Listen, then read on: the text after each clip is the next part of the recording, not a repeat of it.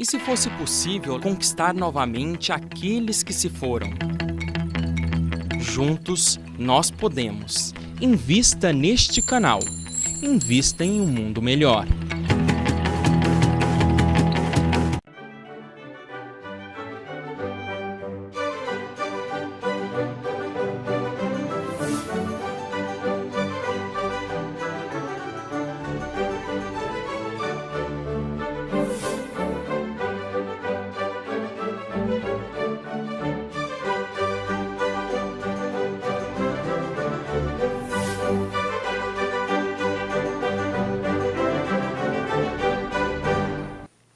Olá, este é o Filosofando, o seu programa de filosofia e de filosofia espírita que vai ao encontro das grandes ideias pensadas através dos tempos numa infinita jornada em busca da verdade e do bem. Olá, Márcia. Olá. Olá aos companheiros do Filosofando. Bem-vindos.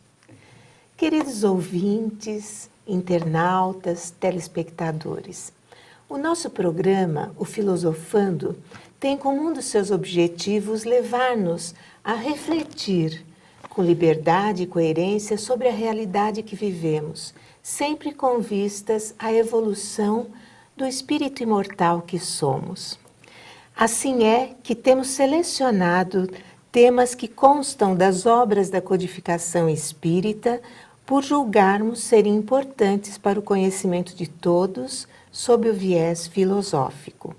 Hoje, a professora Sônia Teodoro da Silva enfocará a instrução dada em 1861, em Miluze, por um espírito israelita. É assim mesmo que ele se denomina.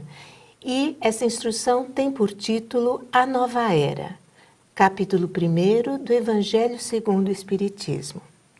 Sabemos que todas as comunicações ali presentes nessa obra foram criteriosamente selecionadas por Kardec sob a chancela do Espírito da Verdade, Jesus. Não podem, portanto, conter equívocos. Essa instrução, em especial, é muito rica em conteúdo, pois ela faz uma análise histórico-moral dos 3 ciclos da revelação cristã. E quem poderá explanar melhor sobre esse tema é a professora Sônia, que preside o CEF, todos já conhecem, é o Centro de Estudos Filosóficos Espíritas, cujo portal de estudos traz um amplo material de pesquisa na área de filosofia e de filosofia espírita. Saiba mais, acesse o www.filosofiaespírita.org. Professora Sônia, na mensagem a que fizemos alusão, que está lá no livro O Evangelho segundo o Espiritismo, o autor afirma: são chegados os tempos em que as ideias morais devem desenvolver-se para se realizarem os progressos que estão nos desígnios de Deus. A que progressos ele se refere? Estaríamos vivenciando os tempos que prenunciam a nova era? E de que forma as guerras, os preconceitos, a criminalidade poderiam auxiliar a humanidade a voltar-se para os ensinamentos de Jesus? Isso estaria ligado àquela máxima do Cristo que diz que é necessário que sucedam escândalos no mundo, para que, conforme esclarece Kardec no capítulo 8º do Evangelho segundo o Espiritismo, os homens, depois de haverem sofrido o mal, procurem o remédio que é o bem. E os bons exemplos, a convivência, com os bons, também não são contagiantes, contribuindo positivamente para a elevação moral da sociedade? Por favor, então, explique-nos melhor como o Espiritismo traz a chave para a vida futura e abre as portas para a felicidade eterna, consoante o que o autor da mensagem nos afirma também. É importante, não é, Márcia? Todas essas questões que nós estamos aqui estudando na manhã de hoje, no dia de hoje, são questões que as pessoas se formulam, não é? E que muitas vezes são questões também que chegam à casa espírita, né? São dúvidas que as pessoas têm diante do grande desafio que a humanidade hoje atravessa, que é o entendimento, a compreensão de todos esses fatos, de todos esses acontecimentos que envolvem principalmente o nosso país, porque é o nosso interesse imediato, mas também os demais países, porque nós sabemos que os conflitos humanos estão em torno do nosso planeta, gerando vibrações antagônicas, inimizades, enfim, aflições, outros desafios emocionais, inclusive, não é? Então, quando nós abrimos o Evangelho segundo o Espiritismo, é como se fluísse de lá de dentro uma paz imensa, que diz mais ou menos assim: não se turbe o vosso coração, crede em Deus, crede também em mim. Essa é uma frase de João, no capítulo 14, Evangelho de João. Mas o nosso Evangelho segundo o Espiritismo é todo entabulado a partir dessa frase: não se turbe o vosso coração, crede em Deus, crede também em mim. É Jesus que está falando. Então, se Jesus se aproxima com a sua falange, a falange do Espírito da Verdade, que trouxe o Consolador, e nos envolve nessa vibração de serenidade, de tranquilidade, para que nós saibamos enfrentar esse momento da melhor forma possível, embora não seja fácil, porque muito mais fácil é falar, não é, Márcia? Mas quando as aflições nos envolvem diretamente, ou a família, ou as pessoas mais próximas, é aí que nós vamos ter um teste muito grande para a nossa capacidade de entendimento, de perseverança na confiança que nós possamos ter em Deus e nos benfeitores espirituais. A gente fala isso, mas é mais para nós também, não é, Márcia? Para todos aqueles que estão mais próximos e aqueles que estão distantes também, que estão nos ouvindo e vendo nesse momento. Mas essa passagem do Evangelho segundo o Espiritismo, capítulo 1, sob o título Eu não vim destruir a lei, título esse retirado de uma fala de Jesus do Evangelho de Mateus, no capítulo 5, versículo 17 e 18, além de outras passagens, Allan Kardec estabelece um roteiro didático de estudos relacionados ao processo histórico das revelações, retirando-as da tradição textolátrica. O que é isso?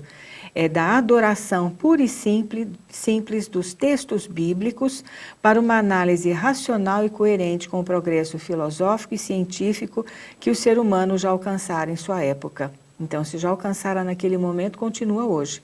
Então, nós espíritas, não temos apenas esse sentimento de veneração pela obra, o Evangelho segundo o Espiritismo, que os espíritos nos trouxeram.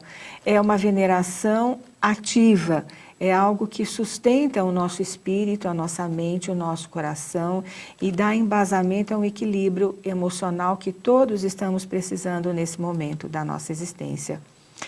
Então, nesse primeiro capítulo, que vem logo após os estudos sobre Sócrates e Platão, nós estamos com uma aula muito interessante agora de filosofia espírita, às quintas-feiras, estudando Sócrates e Platão, não é mesmo, Márcia? Sim. A Márcia está lá conosco.